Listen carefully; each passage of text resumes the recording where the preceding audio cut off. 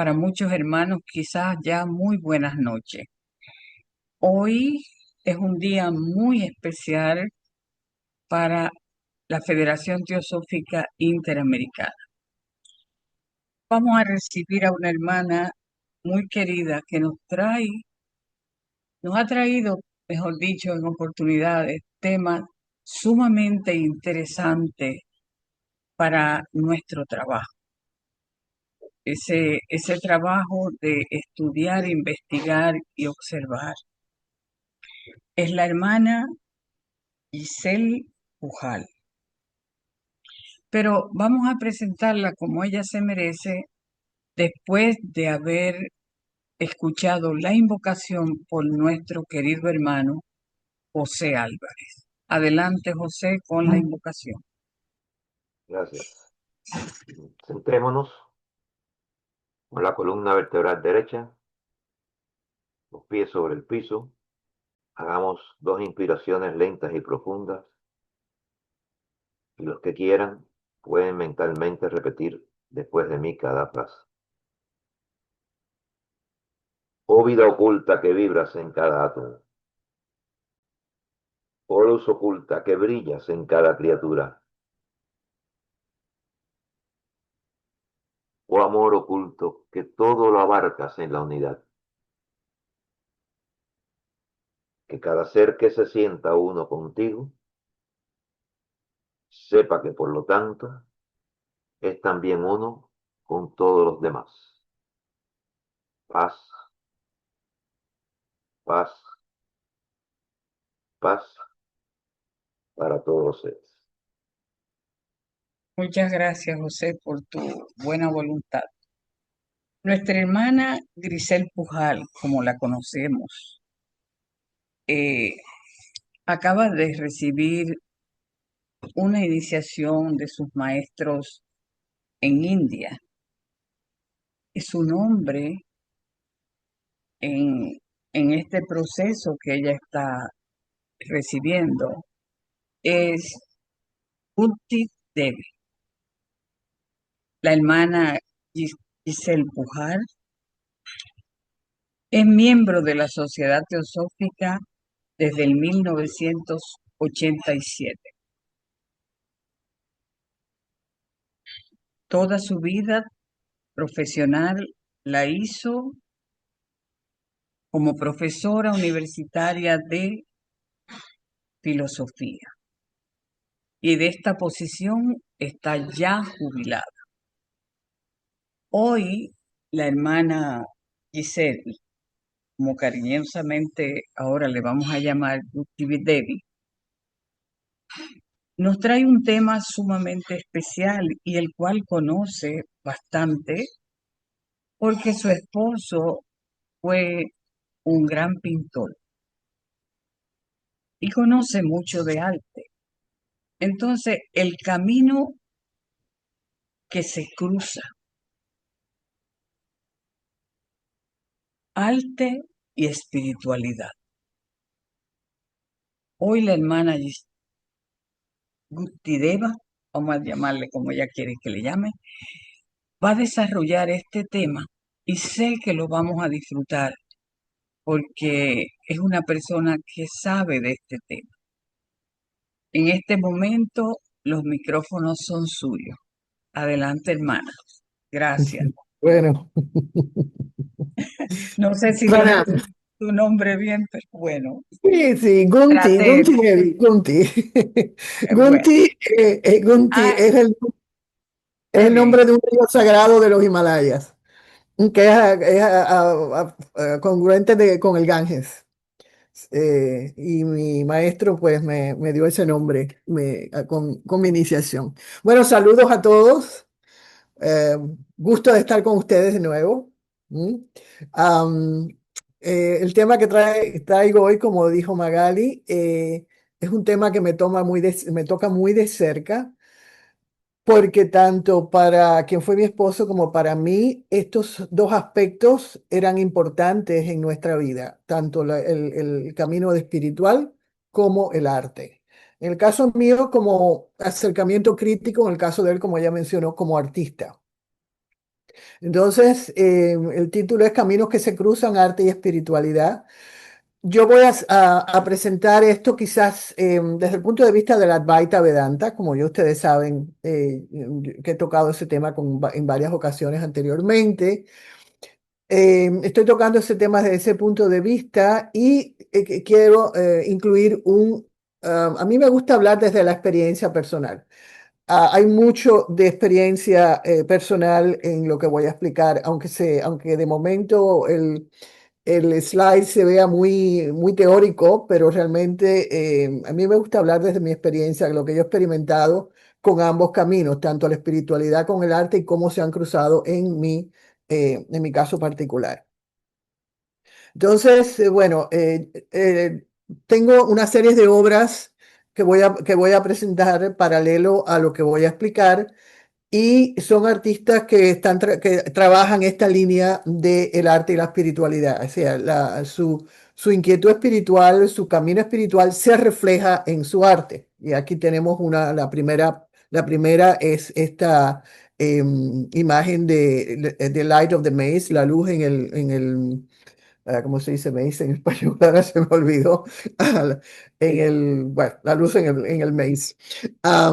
Y es de una artista portuguesa llamada Margarida Cepeda. A mí me gusta mucho la obra de ella. Bueno, ok. Entonces, vamos a ver. Ok, hay dos,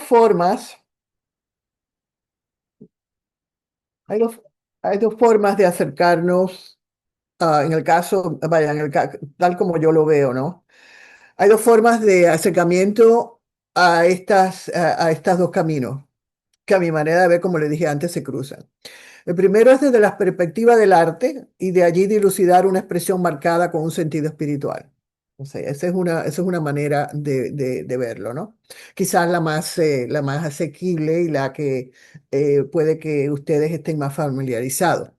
El segundo es hacerlo de la perspectiva espiritual también. Empezar por allí y de allí dilucidar qué es o para qué es el arte y cómo ambos caminos se complementan y para qué sirve el arte específicamente en aquellos que estamos afiliados a la búsqueda espiritual, ¿no? O sea que eh, ese es mi punto de vista. Am, el arte, voy a definir términos. A mí siempre me gusta definir términos porque a veces cada persona tiene su propia versión de un término, de una palabra, y me gusta definirla para que vean desde dónde estoy operando, ¿no? Desde dónde hablo. El arte es una manifestación diversa, por supuesto, del quehacer humano, ¿no? Yo diría que todo puede ser arte si pudiéramos percibir la realidad de una manera prístina, de una manera sin tanta carga psicológica que por lo general, en general los seres humanos tienen, ¿no? Programaciones, sistemas de creencias que como que le borran un poco esa espontaneidad, ¿no? De estar en contacto directo con el Atman, con el ser. La palabra arte viene del griego tekné, que significa hacer las cosas, de ahí viene la palabra tecnología actual, ¿no? Que significa hacer las cosas con destreza o sea bien hechas. Ese es el origen de la palabra arte, ¿no? Ahora bien, ¿qué propósito tiene el artista o tiene el arte en general, ¿no? Cómo contribuye al quehacer humano, ¿no? Es tener un puente hacia el mundo y al hacer ese puente o crear ese puente hacia el mundo, nos hace como reflexionar, indagar sobre nosotros mismos y también sobre la sociedad, porque hay arte, que le llaman arte comprometido, que es un arte donde el artista se vuelca en la sociedad y esa es su manera de comunicar y decir lo que piensa, ¿no? En este caso estamos hablando de espiritualidad, no vamos a tocar el punto social porque esa sería otra conferencia diferente. Entonces el arte busca provocar la reflexión, evocar la belleza o crear belleza y la experiencia de interactuar con el arte es muy subjetiva. Lo que a mí me puede decir una obra puede que a otra persona no le diga nada o viceversa. que tiene mucho que ver de nuevo con las programaciones que cada cual tenga, con su sensibilidad a la belleza. Eso es muy importante en este camino. Entonces, digamos que es una ventana del artista hacia el mundo. ¿Sí? Y hay muchos tipos de artes, hay artes que son verdaderos, hay artes que vienen desde lo más profundo del Atman, del ser, y hay otro tipo de arte que es más psicológico, ¿no? Que donde la persona expresa su historia personal, su tragedia, su drama personal, diríamos, ¿no? Entonces, pero si nos referimos a un arte profundo, a un arte verdadero, la persona que observa o que recibe o que es recipiente de ese arte, cualquier forma que sea, no tiene que ser solamente pictórico, claro, puede ser música, puede ser gastronomía también, es decir, de cada sentido tiene su amplitud, ¿no? En el mundo. Entonces, la persona, el recipiente que se encuentra al otro lado de esa ventana, encuentra nuevas significaciones en su existencia. Si realmente nos adentramos en el mundo del arte, cualquiera de sus formas, ya sea música, ya sea pintura, ya sea danza, ¿sí? Si realmente nos comprometemos con esa expresión, vamos a ser tocados por ella, de alguna manera, va a tocar nuestra existencia. Entonces, el arte y la belleza crean una profunda conexión entre el creador, ¿sí? El objeto creado y el que lo disfruta. Porque tenemos tres componentes. El que lo crea, lo que se está creando y el observador o el que disfruta de esta forma particular. Perdón. Entonces, diríamos que el arte expresa lo que se ve, lo que se escucha, lo que se toca, lo que se degusta, lo que se huele, lo que se aprende, lo que se entiende, lo que se siente. En conclusión, todo aquello que se resume en experimentar la vida a plenitud. Y por supuesto, tiene que ver con nuestra capacidad de percepción. Entonces, la belleza, porque no se puede hablar de arte sin tocar el punto de la belleza, ¿no? ¿Qué es la belleza? Vamos a ver un poquito sobre eso. Aquí tengo una cita de Jorge Santayana, de su libro El sentido de la belleza, que a mí siempre me ha impactado mucho. Dice, la belleza tal como la percibimos, lo que es y lo que significa, es indescriptible.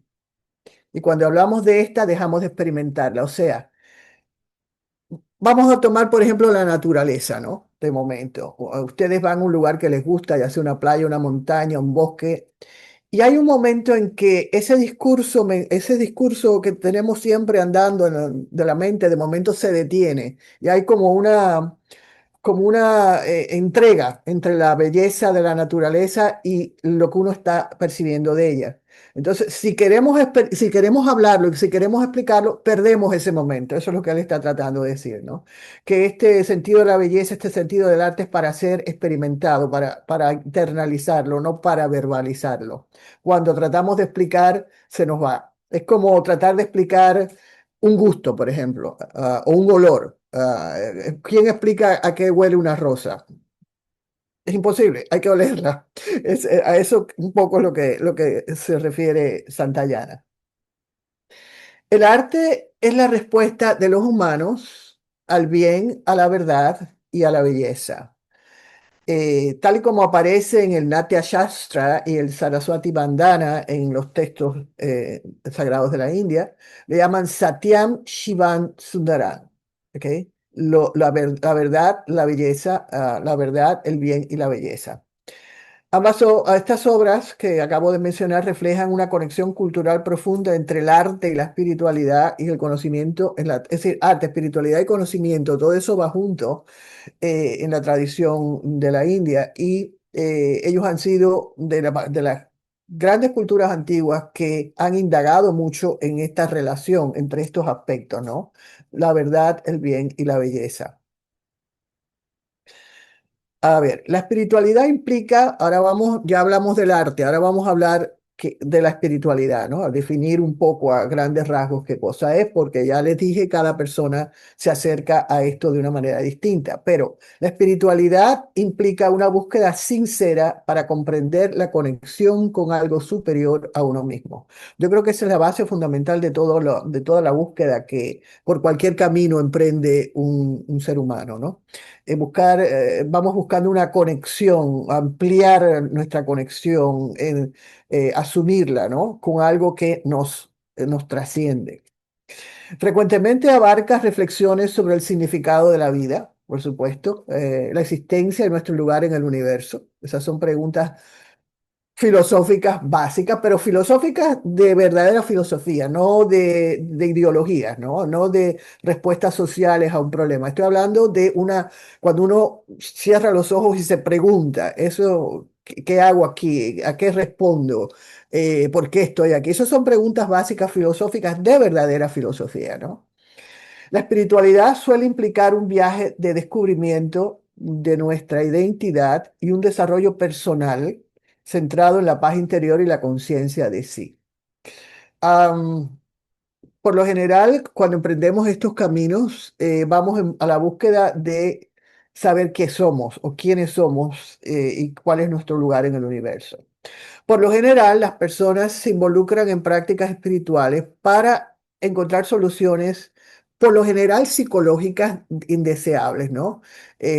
Para ver cómo se explica el individuo por qué me está pasando esto, ¿no? Yo quiero saber más, yo quiero salir de esta situación. Por lo general son situaciones psicológicas. A veces son más trascendentales, pero por lo general son psicológicas.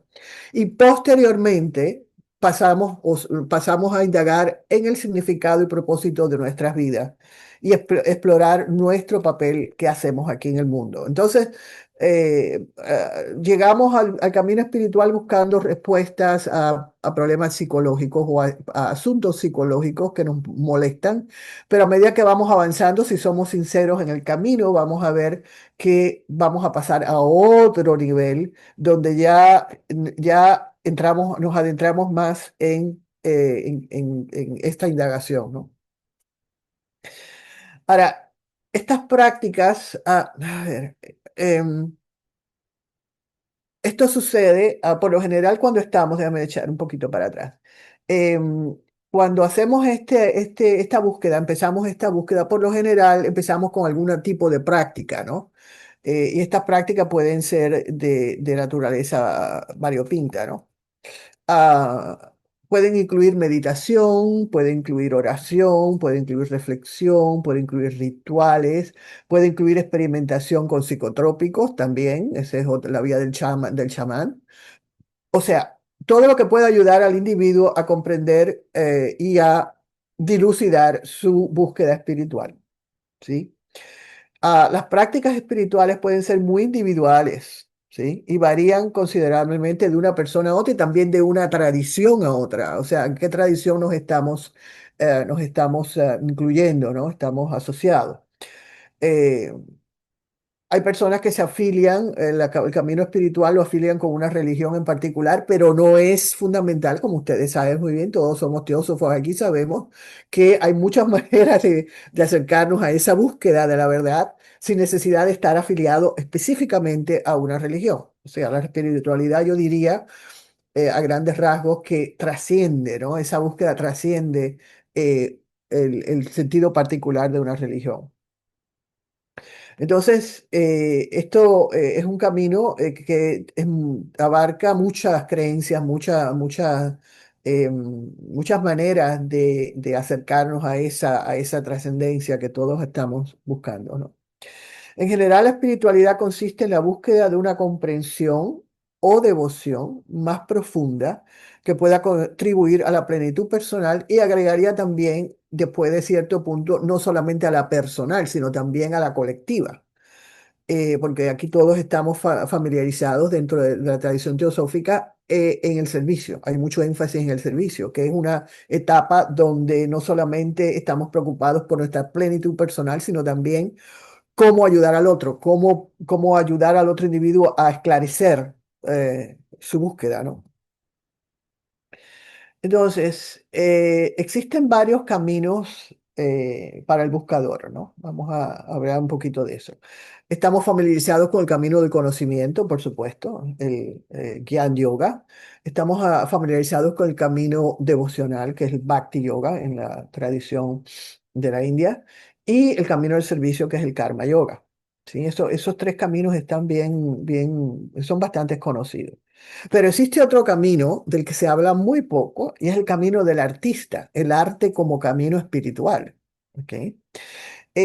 Para este camino no se necesitan palabras, como dije antes. Hablar de arte y de belleza no transmite de ninguna manera el estado que el artista siente al crearlo. Es muy experimental. Perdón. Uy, a ver si se me va el... Ok. Entonces, se necesita crear un espacio vacío, luminoso. Y aquí utilizar una obra de un artista conceptual donde el espacio, la habitación, la galería está completamente vacía y solamente hay una luz que se proyecta. Hay un mensaje, ¿no? Del artista. Fíjense que lo único que tiene es la luz del espacio, ¿no? No tiene más nada. Entonces se necesita crear un espacio vacío, luminoso, para escuchar música, para mover el cuerpo rítmicamente, para contemplar una pintura o cualquier actividad de los sentidos. Cuando uno está, cuando la persona está danzando, por ejemplo, su inclinación es el arte de la danza. Usted pregúntele a una persona cuando está en ese proceso y detiene el diálogo interior. Cualquiera de estas, ya sea la música, ya sea la penetración en una pintura, ya sea la danza, lo que sea, se detiene el diálogo interior. Y eso es lo que se busca fundamentalmente en el camino espiritual, sobre todo en la meditación, ¿no? Detener el diálogo interior, que tanto molesta a veces, ¿no? Entonces, como le dije antes, una vía altamente experiencial. Y aquí es donde empieza un poquito ya a explicar, se vuelve un poquito complicado esto, voy a tratar de hacerlo lo más sencillo posible. Eh, la relación entre el sujeto que experimenta y el objeto que se contempla se disuelve, no por la razón, como en el caso del Gyan Yoga, la comprensión, o no con la devoción, sino por la percepción, camino de la percepción. El arte en general es un camino perceptual, ya sea cualquiera de los sentidos que estemos desarrollando y que estemos ampliando y estemos educando, estamos hablando de la percepción. Las grandes obras de arte, las grandes obras de arte con mayúscula, digo, tienden a romper o rompen esta relación, ¿sí? Entre el que experimenta y el objeto experimentado. El artista es uno con lo que escucha, lo que ve, lo que mueve, ¿sí? Entonces voy a explicar esto un poquito más. Y por supuesto, recuerden que mi punto de partida es la Advaita Vedanta, es la Advaita Vedanta, ¿no? Yo me inscribo en esa, mi explicación va a partir de ahí. Ahora bien, para esclarecer esto tengo que referirme a conferencias anteriores mías sobre filosofía Vedanta Advaita, que emanan, por supuesto, del Bhagavad Gita y de los Upanishads. ¿Mm? Si ustedes recordarán, la Advaita Vedanta propone una profunda investigación que le llamamos Atma Vishara, o sea, indagación en el Atman, ¿sí? En la naturaleza del ser como método práctico para despertar. Ese es específicamente el camino de la Advaita y es el enfoque que voy a tomar en esta conferencia. El yo individual, nos dice la Advaita, y el universo son una y la misma cosa. Y el que dice el yo individual, pues el Atman individual, ¿no? Solo tenemos que despojar la mente de sus programaciones, hábitos y por supuesto entender la diferencia muy importante cuando estamos en este trabajo entre el ego o falso sentido de identidad y nuestra verdadera naturaleza, que es la conciencia, el Atman. ¿Sí? Aquí puse una imagen también de Margarita Cepeda, que es muy significativa, como verán. es un individuo mirándose al espejo con una máscara puesta. Si ven el brazo izquierdo quiere ocultar su rostro, ¿sí? Pero el espejo no reconoce la máscara. El espejo lo confronta o lo enfrenta a él mismo, sin máscara, ¿sí? Es muy significativo y tiene que ver mucho con la Atmavichara, ¿no? Cuando empezamos a hacer indagación de nosotros, tenemos que quitarnos las máscaras, ¿sí? Entonces, continuamos. Entonces, la posibilidad de pausar la mente, y aquí todos los que estamos en este trabajo, el trabajo teosófico, hemos aprendido o estamos aprendiendo a poner la mente, tocar el botón de pausa en la mente, ¿no? A través de la meditación, a través de la reflexión, a través de la oración. Y ser, y lo puse con mayúscula porque no es un estar, es un ser, nuestra verdadera naturaleza. Y esto abre la puerta a la percepción pura, ¿sí? Una percepción que no tenga interferencia de la mente, como les dije antes. Todo lo que sucede ocurre en espacio y en tiempo, ¿sí? Todo tiene principio y fin. Todo lo que está sometido al espacio y al tiempo tiene principio y tiene fin. Por lo tanto, es transitorio y cambiante. Esto nos lleva a percibir el mundo en dualidad. Es decir, el comienzo de la dualidad es esa malla, ¿no? Que le dicen en la tradición de los Upanishads. Es esa malla donde creemos que estamos separados del uno, ¿sí? Y eso crea una percepción de dualidad. Percibimos la realidad donde vemos que hay un conocedor, un objeto a conocer y el acto de conocer. Son tres aspectos, ¿no? El conocedor, el objeto que queremos conocer, sea cual sea, y el acto de conocer. Ese es el tercer componente de esto, ¿no? Esta relación se suspende, estos tres elementos se suspenden cuando comenzamos a indagar profundamente en nosotros o en momentos de epifanía devocional, aquellos que están buscando, indagando en la línea devocional. Cuando hay grandes momentos de epifanía, esa relación entre conocedor, objeto y el acto de conocer se disuelve en el acto de conocer solamente. ¿Mm? Entonces, o la práctica del arte puro, donde el objeto desaparece al llevar al conocedor directamente a su verdadera naturaleza. O sea, esta función del arte en este nivel que yo lo estoy tratando de explicar, es un camino similar a la meditación.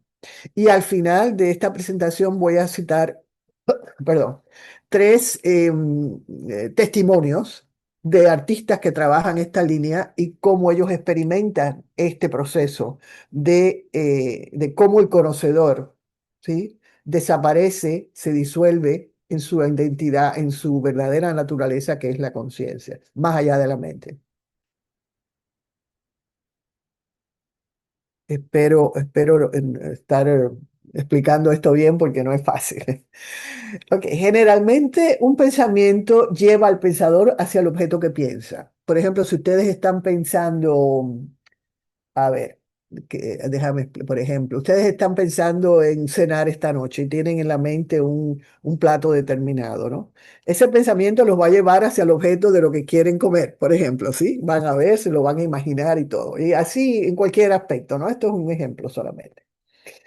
Lo singular de un sangha, de una reunión espiritual como la que tenemos ahora, ¿no? Esto es un sangha, le llamamos sangha en la tradición de la India. Una meditación o un arte verdadero es que nos lleva en la dirección opuesta, no nos lleva hacia el objeto, sino nos lleva hacia la fuente de dónde surge esto, que es la conciencia, ¿sí? Mediante la percepción. No es mediante el razonamiento, que sería la comprensión del Gyan Yogi, o no sería el Bhakti, el camino devocional del devoto, sino sería mediante la percepción de un objeto que a la vez nos lleva a la fuente original de ese objeto, ¿no? De lo que ese objeto está tratando de decirnos. Ahora, cuando el pensamiento nos lleva a su origen, porque todo, a ver, todo emana de un mismo punto, como ya ustedes saben, ¿no? Todo emana de la conciencia. La conciencia es fundamental en esta comprensión, ¿no? Cuando el pensamiento nos lleva a su origen, al origen del pensamiento, este cesa y experimentamos comprensión. La experiencia de la comprensión, yo no sé si ustedes han experimentado esto, pero les sugiero que la próxima vez que tengan un eureka de eso, un momento de eso, ¿no? Eh, Cuando tengan ese momento, se van a dar cuenta de que no ocurre en el pensamiento, sino cuando el pensamiento se detiene. O sea, cuando tenemos ese momento de comprensión, hemos estado dilucidando, estudiando algo espiritual o de cualquier cosa, ¿no? Y de momento, o filosófico, y de momento tienen como un momento de esclarecimiento, ¿no? De claridad. Eso no sale del pensamiento, eso sale del origen de la conciencia, ¿sí? O sea, que la comprensión no es, creemos que es producto del pensamiento porque hemos estado luchando y tratando de entender racionalmente lo que estamos leyendo, buscando fuentes, etcétera. Pero en el momento en que entendemos, el momento en que comprendemos, va más allá de la mente. Es cuando el pensamiento regresa a su origen y lo llamamos comprensión. Ahora, lo mismo vamos a hablar ahora del artista. Un artista lleva los sentidos en un viaje. También, como le dije antes, también se puede hacer mediante la naturaleza. La naturaleza es muy experiencial, la naturaleza, ¿no? La percepción termina en su origen, o sea, de nuevo, va hacia adentro, ¿no? En la conciencia, al igual que el pensamiento con respecto a la comprensión. Y cuando y cuando el objeto desaparece, queda el sentido de la belleza. A eso le llamamos en la belleza, el sentido de la belleza. No ocurre en el objeto, pero ocurre en la conciencia. Igualito que acabamos de ver con la comprensión. En el camino del arte, ese detener y esa disolución del objeto y sentir algo que es la belleza, eso es el momento donde estamos en contacto con nuestro Atman, ¿no?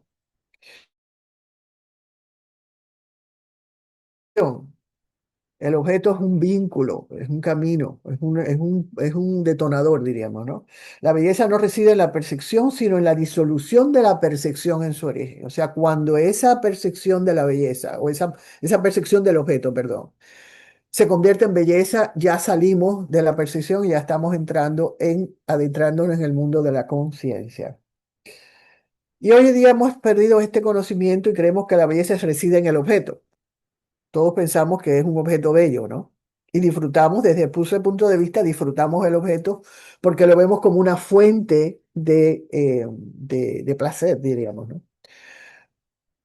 Y yo les dije antes que los dos acercamientos a esta confluencia de estos dos caminos puede ser desde el arte o desde la espiritualidad. Esto que le estoy explicando es ver el arte, ver desde la espiritualidad. ¿Para qué sirve el arte visto desde el punto de vista del espíritu? Ya sabemos que puede hacer el arte en la sociedad, en la cultura, en el campo de la psicología. Ya todo eso yo creo que lo tenemos bastante visto. Pero este en particular, que es el enfrentamiento que hace uno desde la espiritualidad hacia el arte, ese es menos común. Entonces, tenemos tres reinos de experiencia, como le expliqué antes, vamos a repetirlo de nuevo. El Gyan Yoga, o lo que le llamamos el camino de la comprensión, que cuando se sumerge en su origen, pues nos da ese ajá, ¿no? Ese momento de entendimiento, ¿no? La devoción a la que llamamos amor puro cuando se sumerge en su origen, o sea, en el camino de la devoción, del bhakti, cuando el objeto desaparece, el objeto en este caso puede ser una deidad, puede ser un maestro. Cuando se retira ese intermediario, regresamos al punto de origen y a eso se le llama amor. ¿Mm? Repito, en el caso de la comprensión del camino del conocimiento, hablamos de comprensión. O en el camino de la devoción hablamos de amor. Y en el camino del arte hablamos de belleza. ¿Mm? Entonces, este camino de la percepción del artista, el camino del artista, se le llama Rupa Yoga. Rupa quiere decir forma, pero es mucho más complejo, un término muy complejo que se pueden decir muchas cosas, pero para la finalidad de esta presentación, no solamente la forma, ¿no? Sino también, ya sabemos que todo arte tiene una forma, ya sea visual, ya sea auditivo, ¿sí? Ya sea danza, tiene una forma particular. Pero esa Rupa Yoga que abarca también aspectos de la forma, como la armonía, la simetría, la forma, el ritmo, el movimiento, textura, etcétera, ¿no? Muy compleja la Rupa Yoga. Llamamos belleza cuando regresa esta percepción a su origen, porque en eso se convierte la forma cuando se disuelve. ¿Sí? Lo que yo expliqué antes, ¿no? Así pues, la forma y su disolución es la que da paso a la experiencia de la belleza. Cuando ustedes ven algo hermoso, puede ser un animal, puede ser la naturaleza, puede ser una obra de arte, puede ser escuchar una música, ver bailar tú sabes, movimiento, cualquier cosa, ¿sí? Cuando vamos más allá de la forma es un vínculo, es un punto de detonador. Cuando esta forma se disuelve, da paso a la experiencia de la belleza. Ok, entonces, voy a repetir un poco lo que dije antes. Los caminos del conocimiento, de la devoción y del servicio están bien documentados en las tradiciones de todo tipo, ¿no? Pero el camino de la belleza o el camino del artista o de la percepción no se menciona mucho. Aunque pudiera yo hacer una parte aquí de momento y pensar en toda el arte producido en Europa, por ejemplo, para no referirme a la India, pero el arte europeo puede que estén ustedes más familiarizados. Y desde la Edad Media hasta prácticamente el siglo XVII o XVIII, todo el arte era un arte religioso, con excepto de los retratos, ¿no? Todo el arte era un arte volcado en la búsqueda espiritual o en la reflexión de la búsqueda espiritual. O sea que el camino de la belleza en el occidente siguió esa ruta, ¿no? Pero el camino de la belleza o de la percepción no se le ha mencionado mucho. Ya que en el camino progresivo tradicional, ya sea en el occidente, ya sea en el oriente, ya sea la yoga, ya sea las tradiciones esotéricas cristianas, el cuerpo y el mundo se le consideran distracciones que deben de evitarse para decir lo mínimo, en muchas tradiciones es pecaminosa. Es decir, ponerle mucha atención al cuerpo y al mundo lo consideran pecado, pecaminoso, ¿no? Eh, pero de cualquier forma, en la tradición esotérica del Tantra, por ejemplo, que es una tradición que no es occidental, es completamente oriental, ya sea budista o ya sea de la tradición del shivaísmo de Cachemira, am, la inclusión del cuerpo y el mundo de la forma es parte del camino espiritual. O sea, no se excluye la forma, no se excluye el cuerpo, no se excluye el mundo. Más, por lo contrario, se acoge. En esta tradición, todos los caminos se integran para el beneficio del sadhaka. El sadhaka le llamamos chela también para el discípulo, ¿no? Para el discipulado. O sea, que son tradiciones que son inclusivas, no dejan nada fuera. No, bueno, el cuerpo es pecaminoso o esto es pecaminoso o el mundo nos roba atención y el mundo es maya. De la manera que lo presenta estas tradiciones, todo sirve para la trascendencia y para la búsqueda espiritual. Entonces, ahora, a partir de este momento, como les dije al principio, voy a hablar, a presentar los testimonios de artistas que trabajan con este camino del artista, ¿no? Y cómo funden el arte y la espiritualidad. En el caso de Tomás Sánchez, que es un gran pintor, paisajista fundamentalmente, pero sus paisajes siempre son de corte conceptual, siempre hay un mensaje profundo, ¿no? Dice, el arte y la meditación están íntimamente relacionados. Los espacios interiores que experimento en la meditación se convierten en los paisajes de mi pintura. Y si ustedes quieren ver más de la obra de este pintor, pueden ir a imágenes en Google y van a ver los paisajes que son extraordinariamente hermosos, ¿no? En un sentido de la belleza muy, muy profundo. Y la inquietud de su mente, o sea, la inquietud de su mente se transforman en basureros. Si ven en la diapositiva a la derecha van a ver que es un basurero, pero fíjense qué hermosura, ¿no? Pero eso le sirve para representar las distracciones y la inquietud de la mente, que siempre el diálogo interior, que siempre tenemos una y otra cosa. Pero él ve el arte y la meditación muy relacionados y cómo esos espacios interiores los experimenta y los proyecta, por supuesto, salen de la meditación y los expresa en su arte, ¿no? Esta obra es muy linda, se llama Las Puertas de la Percepción, de una serie que se llama Estados Meditativos, que es del mismo autor. Dice, cuando pinto, experimento estados meditativos. A través de la meditación logro una conexión con la naturaleza y la naturaleza a su vez me lleva a la meditación. Fíjese qué interesante, ¿no? Ese retroalimentación, lo que le decía antes de la naturaleza es muy poderosa por la belleza, ¿sí? Por el sentido de la belleza que nos lleva allí, ¿no? A ese origen que les hablaba anteriormente. La experiencia interior es la unidad de todo lo existente. La experiencia exterior, es decir, cuando nos proyectamos hacia afuera, hacia el mundo, es la unidad en la diversidad. Esto me sensibiliza con mi entorno, respeto la diversidad y la libre expresión tanto en la vida como en el arte. Ese es su testimonio artístico. Y como verán, está muy ligado a su obra, está completamente integrada su sentido de espiritualidad. Por cierto, él practica o está muy asociado con el shivaísmo de Cachemira, ¿sí? La tradición tántrica del shivaísmo de Cachemira, del cual mencioné hace un momento.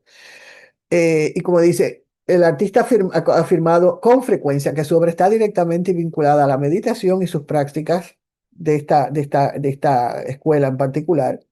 Y por supuesto los críticos están de acuerdo que efectivamente ese es el caso.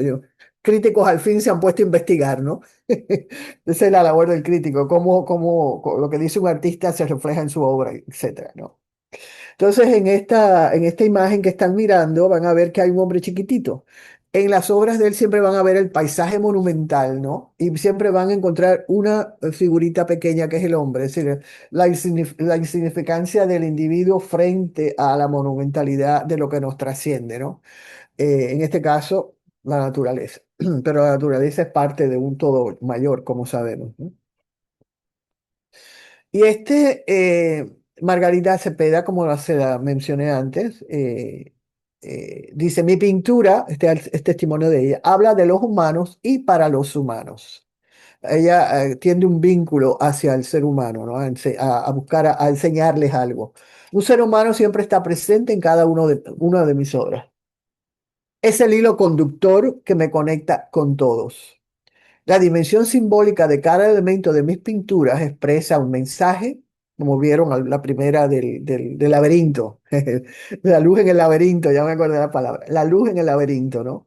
Un mensaje rico, filosófico, espiritual y atemporal. No está sujeto a épocas, es decir, esta época, mi mensaje es solo para esta época, no. Ella propone que su mensaje es atemporal. ¿Mm? Aquí en esta pintura es muy interesante. Son tres mujeres, dice, las tres que están veladas y una que está revelándose a sí misma, ¿no? Una está velada con un velo, la otra tiene los ojos cerrados y la otra está como dormida, ¿no? Está dormida. ¿Mm? Ya sabemos que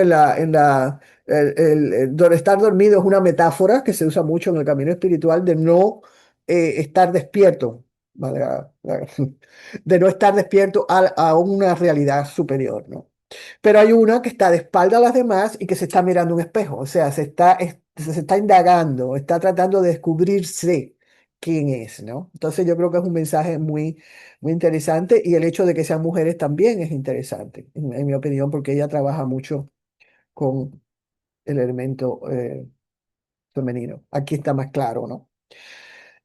Bueno, dice, Cepeda sabe retratar el lado yin del universo, o sea, el lado femenino, basándose en la figura femenina, el misterio, la duda, la emoción, el afecto marcan su camino, es el camino de lo femenino, y una fuerza que da vida y que la sustenta. Entonces, no creo que se llegue, este es el testimonio de la pintora, no creo que se llegue a la gente mediante la violencia. Hay muchas personas que le encantan, muchos artistas que le encantan recrear violencia para supuestamente mandar un mensaje social o crear una conciencia a un evento particular. Ella no opina así, ella dice que la violencia, bueno, la violencia engendra violencia, eso lo sabemos ya sea violencia psicológica, hay muchos tipos de violencia, violencia mental, violencia física, etcétera, violencia social, ¿sí? Entonces, ella dice que esa no es la vía de llegar a nadie. Se llega a los demás comprendiéndolos, mostrándoles caminos alternativos, ¿no? Compartiendo experiencias y eso es lo que hago en mi pintura. Entonces, esta imagen bellísima que vemos aquí es una diosa, ¿no? Es el principio universal, Adi Shakti, que le digamos en la tradición de la India, la Adi Shakti, la fuerza creadora universal, que no es otra cosa que el poder de manifestación de la conciencia. ¿Mm? La conciencia en un momento determinado proyectó, y ustedes lo saben porque somos teósofos, cómo hay una gradación desde el uno hasta el plano donde estamos, que cada vez se va haciendo más sólido, más sólido, más sólido, más sólido, más complicado. Entonces, voy a la próxima. Esta pieza es de mi difunto esposo, que queda como le había dicho Magali, es artista, era un gran artista. Y este es su testimonio. Dice, para mí la pintura es la solución a la transformación. O sea, usa la pintura como un vínculo, siempre lo usó como un vínculo de transformación interna. Integro pintura, performance, dibujo, instalación y también era escenógrafo y diseñador de vestuario para teatro, o sea, aparte de esto, ¿no? Ah, y todo esto lo usaba para generar un estado de ser particular donde la creatividad, la poesía, la danza son un canal para las emociones y para la divinidad. O sea, él se consideraba que su arte no era un arte personal, que no era un arte individual, sino que era un arte de trascendencia, que él estaba siendo usado por la conciencia para proyectar algo, para dar un mensaje, ¿no? Esta obra fue de una investigación etnográfica que hizo en los Andes, se llama Planta Sagrada. Eh, a ver, la próxima. Este artista trabajaba mucho confluencias culturales, ¿sí? Trataba de capturar confluencias culturales y las manifestaciones espirituales y la diversidad que adquieren esas manifestaciones espirituales en los seres humanos. O sea, aquí vemos la sacralidad de la India. ¿Mm? Se llama, esta es de una secuencia que se llama La Sacralidad de la India, y hay es un arte muy folclórico, ¿no? Dos danzantes con un ritmo de movimiento que se transmite en todas las líneas que usa para pintar esta representación visual, ¿no? Pero lo que estaba buscando era cómo las manifestaciones espirituales y su diversidad se plasmaban en la cultura. Eso es lo que está tratando de decirnos. Y esta es otra obra, esta se llama Amanecer en los Himalayas. Y yo que acabo de venir de los Himalayas, pues esta obra eh, para mí es muy querida, yo la tengo frente a mi cama. Para mí es muy querida. La obra de arte, de nuevo, esto es el testimonio del artista, se articula sola, por sí misma. O sea, él le daba como espacio de manifestación a lo que quería venir, ¿no? A lo que quería expresarse. Uno como artista es un instrumento entrenado y somos testigos, o el artista es un testigo de un proceso a través del cual la manifestación creativa, o sea, algo que lo trasciende, se comunica con los demás. O sea, como dije al principio, la definición de espiritualidad, ¿no? Estamos buscando un sentido de trascendencia, cómo conectamos con algo que nos trasciende. En el caso de individuos como estos tres artistas que he hablado, ellos están conscientes de que son canales, de que están tocando espacios más allá de la mente, ¿no? El trabajo del artista en su estudio es similar a una meditación, un viaje hacia adentro. O sea, para lo que ya que habíamos hablado, ¿no? La meditación nos lleva a un espacio donde todo el diálogo se detiene, el diálogo interior se detiene, donde estamos en contacto con ese Atman, ¿sí? Eso es lo que busca la meditación, es disolver eh, el yo, digamos, falso, el falso sentido de identidad y llegar a ese estrato profundo del Atman.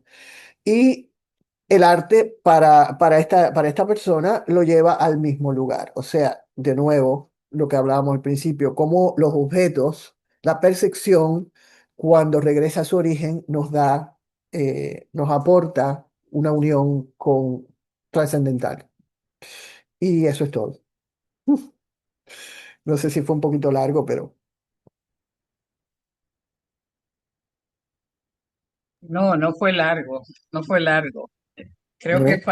faltará más, porque faltará más, porque es es una enseñanza que se consigue en el arte, maravillosa, Ujú. porque siempre se nos dice, hay tantos tipos de meditación como seres humanos hay en la vida. Correcto. Y, y el arte te lleva a ese estado meditativo de Ujú. de esa creatividad, donde se hace un Correcto. vacío, donde tú no tienes como nadie que te perturbe y encuentras Exact- esa paz. Pues, Exactamente. la federación quiere agradecerte mucho por esta instrucción, porque prácticamente se puede convertir en una instrucción para el que lo escuche luego. Ujú. Si estás dispuesta a contestar alguna pregunta de los hermanos, te lo Sí. agradecemos. Estoy dispuesta, si tengo la respuesta, pues con muchísimo gusto, si no Ah, la sé, no, y pues no. si no, y si no, no la tengo, mis hijos, no la tengo. Ok, Adelante, adelante, Filosofía, ¿no? adelante. adelante. Ok, Perfecto. sí, Ok. aquí. Magali está levantando su mano, Pati Chávez. Oh, déjala pasar, manito, déjala pasar. Gracias. Adelante, Pati. Buenos días o buenas tardes a todos. Espero que se encuentren bien. Es un placer estar con ustedes. Giselle, muchas gracias por esta información. Créeme que fue muy interesante. Yo solamente tengo dos preguntas para usted, a ver si me las puede contestar. A ver. En el aspecto de cuando uno va a una galería de arte, obviamente nosotros tenemos que tener un punto muy específico de intuición para poder ver cada obra. Mi pregunta realmente es, ¿por qué los pintores han plasmado realmente lo que sería la parte de la belleza espiritual, pero nosotros no la podemos entender? ¿Me podría explicar por eso? ¿Por qué? Y la segunda pregunta es referente a la intuición. ¿Cómo nosotros, como seres humanos, podemos intuir lo que realmente nos están plasmando en el arte? Gracias. Sí, las dos preguntas están relacionadas. Pues fíjate, en primer lugar, a ver, en primer lugar uno tiene que gustarle un arte en particular, una forma de arte en particular. Uno tiene que sentirse atraído por esa forma de arte, ya sea visual, ya sea auditiva, ya sea kinética, en la danza. Uno tiene que primero sentir una atracción específica a un tipo de arte y a partir de esa atracción uno empieza a indagar cómo uno se siente. Más que la intuición, hay que entrarle por el sentimiento, cómo nos hace sentir esa pieza, sin razonarla, sin, es decir, pararse frente a una pieza, frente a algo, o a escuchar una música, o ver a danzar a alguien, y sencillamente ver qué efectos, qué sentimientos, qué conexión sentimental tenemos con ella. Puede que no tengamos ninguna, en cuyo caso no pasa nada. La obra no nos está diciendo nada a nosotros. Pero puede que haya otra obra que sí nos dice, de momento sentimos una emoción en particular, entonces esa emoción hay que seguirla, porque esa emoción en particular es el detonador que lleva al entendimiento de lo que el artista o el músico o el danzante está tratando de comunicar. O sea, no es solamente la parte que él trata de comunicar, también nosotros somos receptores y tenemos que crear un vínculo, como dije antes, ¿no? El artista abre la ventana y nosotros que estamos al lado de afuera de la ventana también nos hacemos receptores, pero es muy importante que venga a través del sentimiento, no de la razón. Hay arte, como le expliqué, hay artes conceptuales que de momento uno capta, viene el ajá, ¿no? El eureka, ¿no? Y uno entiende lo que el artista está diciendo, porque esto lo puso junto, sobre todo en arte de instalación. No, cuando un artista agarra varios objetos que entre sí no se relacionan, pero cuando los pone juntos crean una dinámica que transmiten un mensaje, ¿sí? Entonces, ese sentimiento que uno siente al estar frente o escuchar o estar frente a la obra o podemos llegarlo a la gastronomía también, eso es un arte, el arte del gusto, ¿no? Ese no se nos olvida, pero está ahí. O los escultores, los que trabajan con cerámicas, ahí trabajan con el sentido del tacto, del touch, del tacto. O sea, cualquiera que sea la forma que nos sentamos a través de, lo primero es quitar la mente y trabajar con los sentimientos, ver qué exactamente, qué siente uno. Conectar con el sentimiento y quizás más adelante expresar el sentimiento. Ah, esto me hizo sentir, por ejemplo, triste, esto me hizo sentir nostálgico, esto me hizo sentir radiante, esto me dio una sensación de júbilo. Pero eso es una segunda etapa. Hay que entrar a la obra de arte en cualquiera de sus formas a través de cómo uno se siente. Y a partir de allí, después uno tiene sentado cómo uno se siente, entonces uno puede verbalizarlo.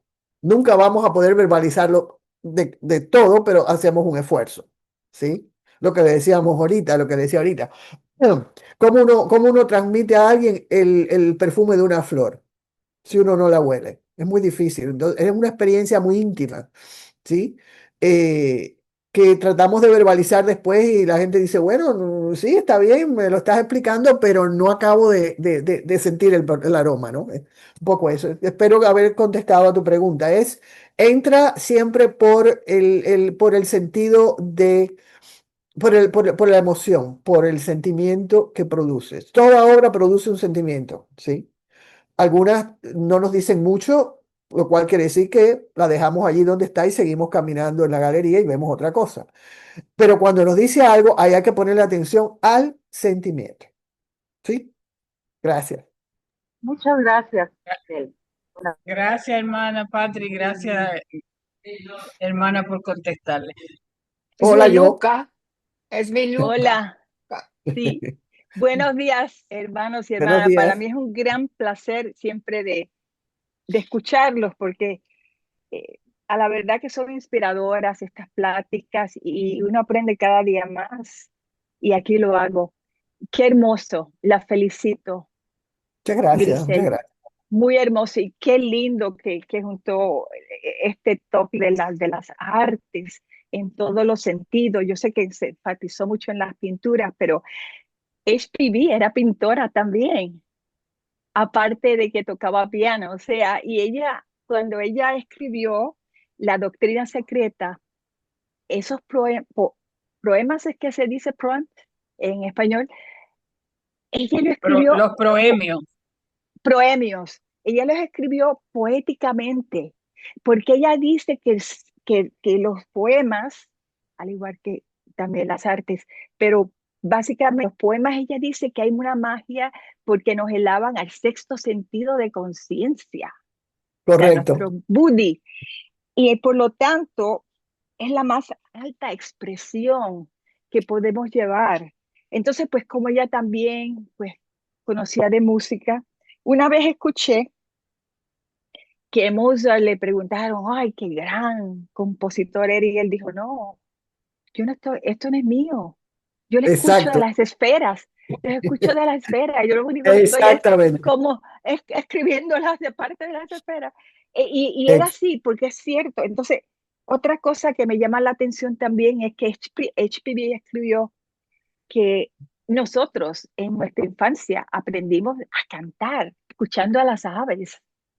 Y eso que ¿no? usted dijo de la naturaleza y de la conexión y de la belleza, me hizo pensar en todas estas cosas que HPV menciona y, y, y de verdad que hizo una conexión pero maravillosa. Entonces, cuando nosotros estamos leyendo los textos originales escritos por HPV, dicen que nos conectamos con el pensamiento del autor en ese momento. ¿Usted está de acuerdo? Estamos hablando de la literatura, de la poesía, ¿no? Y, sí, y en particular de cualquier autor, pero en específico cuando hacemos eso, y un ejemplo, cuando estamos leyendo los libros que escribió HPV, eso nos ayuda que si leemos un artículo no suelto de otra persona, no sé. Bueno, a ver, cuando estamos el ejemplo que tú estás poniendo es el camino del conocimiento, en el caso de la poesía, el camino de la belleza. Bueno, también el conocimiento, un libro bien escrito transmite más que un libro mal escrito, eso es obvio. En el caso de la poesía habla en imágenes. La poesía es decía Leonardo da Vinci, que lo más cercano a la pintura era la poesía porque las dos hablaban en imágenes, se expresaban en imágenes. Entonces la poesía tiene ese don de que puede crear con la palabra, puede crear una imagen poética, puede crear una metáfora. Y la persona que está leyendo el poema puede que no entienda el poema, puede que el poema sea un poco complicado. Las tradiciones poéticas del siglo XX han sido bastante complicadas y a veces pues no, la persona que lee no entiende qué es lo que está diciendo, pero sí conecta con el sentimiento, como le dije anterior a Patti, ¿no? eh, Conecta como que le está, como de momento sienten una emoción, un sentimiento que le está diciendo algo. Eso es fundamental. Si entienden o no entienden, eso es secundario en este caso. Lo que le habló fue la metáfora, la imagen poética. En el caso del conocimiento, del camino del conocimiento, aparte de que el libro puede estar muy bien escrito, también está la intención del autor en comunicar algo y nosotros como recipientes de lo que está diciendo, crear una conexión. Nosotros somos lectores activos. O sea, la lectura no es nunca pasiva, la lectura es siempre activa entre alguien que está expresando, tratando de comunicarse y alguien que quiere entender y que quiere crear un vínculo con el que está escribiendo. Eso en literatura le llaman teoría de la recepción, ¿no? Ver esa unión entre una cosa y la otra. Y por supuesto, mientras más sensible sea la persona que está, el que está leyendo, y más interesada esté en el tópico, porque eso es importante también. Cuando uno lee un libro es buscando un punto de contacto con lo que nosotros queremos aprender. No leemos cualquier libro. Leer un libro que no nos interesa es muy aburrido. Es muy aburrido. Siempre buscamos un libro o un tema que nos atrae y entonces a partir de ahí conectamos con el autor y le sacamos el mayor partido posible, digo yo. Muchísimas gracias. De nada, muchas gracias por tu pregunta. Te Ajá. comento, Magali, y Giselle, por ahí hay Sí. un comentario de Rafael Mateu Sanz, que donde dice, hola, además de los yogas citados, está el Anji Yoga, el más avanzado que tenemos la humanidad, el vivir con atención continua a todo lo exterior e interior. Es Mm. costoso, aunque muy simple, se consigue poco a poco, facilita para la mente cuando no hace falta pensar la mayoría del tiempo y controla las emociones. Es sencillamente del ego, de la personalidad, para conciliar el yo superior de la espiritualidad. Se empezó a transmitir el siglo pasado y va creciendo lentamente en el mundo, en las personas preparadas o encausadas hasta lo superior, discípulos. Ese es el comentario de Rafael. Ujú.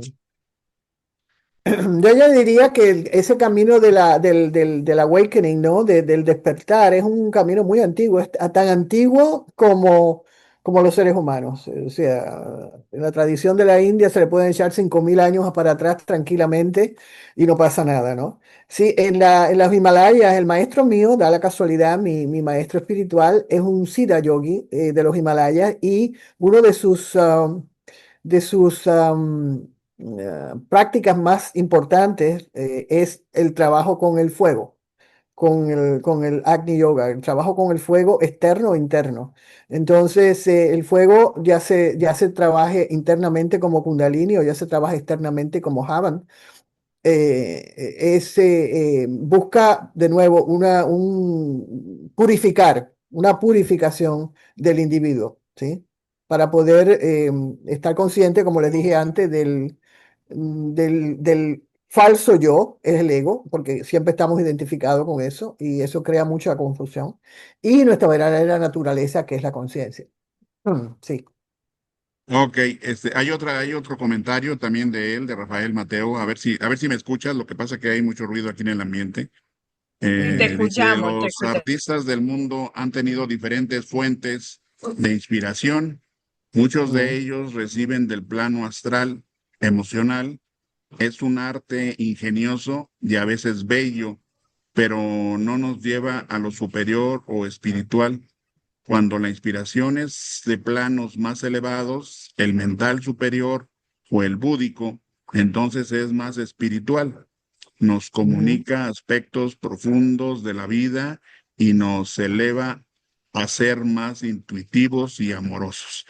La finalidad esencial del arte a facilitarnos nuestra conciencia de lo espiritual o trascendencia. Gracias por tan bella conferencia. Eso es Rafael Mateo.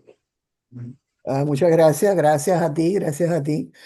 Sí, efectivamente, ya les expliqué que si es un verdadero arte, y cuando digo arte verdadero me estoy refiriendo a eso, a un arte que toque planos superiores, porque si es un arte lleno de problemas psicológicos, de todo el drama individual del individuo, bueno, el que tenga un problema similar, un problema psicológico similar, va a conectar con eso, pero para la persona que está buscando trascendencia, no le va a interesar. Entonces, efectivamente, de dónde parte el arte que se está haciendo, de qué plano, de qué estado de conciencia, es fundamental, muy importante.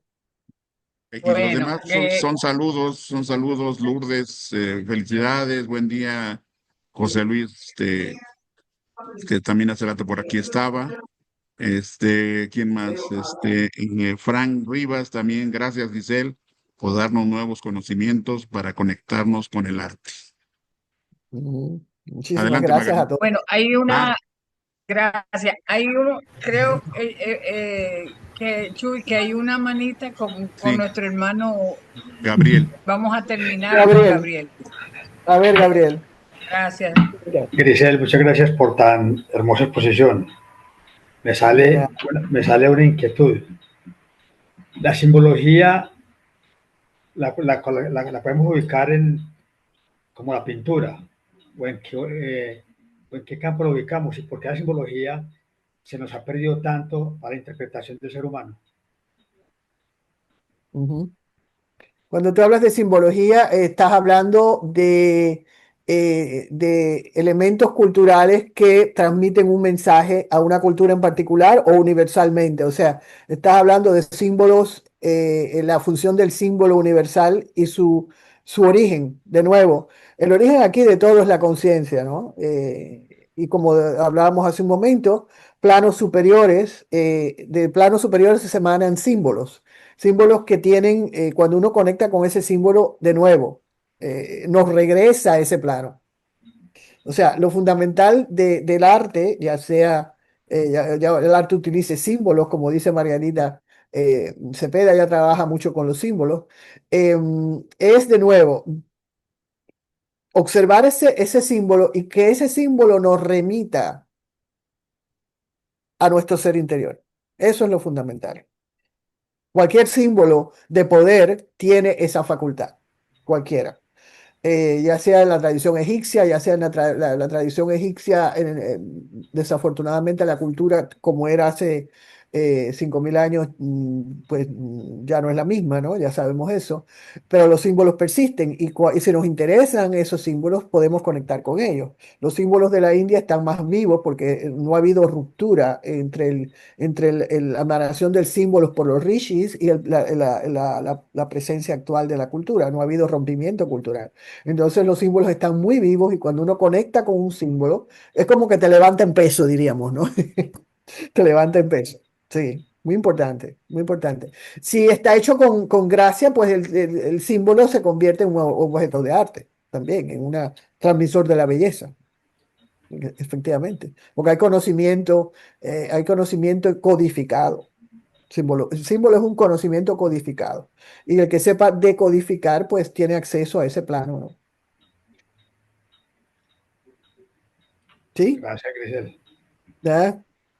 Sí, sí, sí. Nada más, Magali, igual, más que me permitas, para mañana los seguimos invitando a la plática de Isaac, por ahí con los compañeros que siempre nos lo acompañan. Y el martes también por ahí El está martes. el doctor Enrique Rey con las cartas de los Se Mahatmas. está yendo mi internet. No, No te preocupes, tú me dices, si no, sí, ya sé, ese es el eclipse que llega dentro de 20 minutos, dentro de 10 minutos sí, empieza el eclipse. sí, sí. Y, Sí, ya y estás otra Júpiter vez al ya, aire, ya se Magali. está yendo mi internet. y Júpiter Gracias, mañana nos gracias. va a acompañar. Bueno, Grisel, A ver, te doy las gracias. No sé si me escuchan bien porque el sí, internet está muy débil, sí, te estamos pero escuchando. te agradezco enormemente en nombre de la Federación Teosófica que hayas aceptado la invitación de este día domingo. Ya no Cuando alcanzó, quiera, ya no cuando alcanzó, quiera, pero cuando bueno, quiera, cuando esa quiera. era la idea, ya se cayó el Acompañan sistema de a este Magali. trabajo tan loable que es el trabajo de la difusión teosófica de parte de la Federación Teosófica.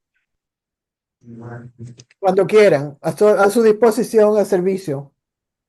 Sí, Cada cual gracias, tiene gracias. lo que sabe hacer. El servicio, en mi caso mío, es pues tratar de comunicar lo que sé y lo que siento, ¿no? Entonces estoy a sus órdenes, como dice.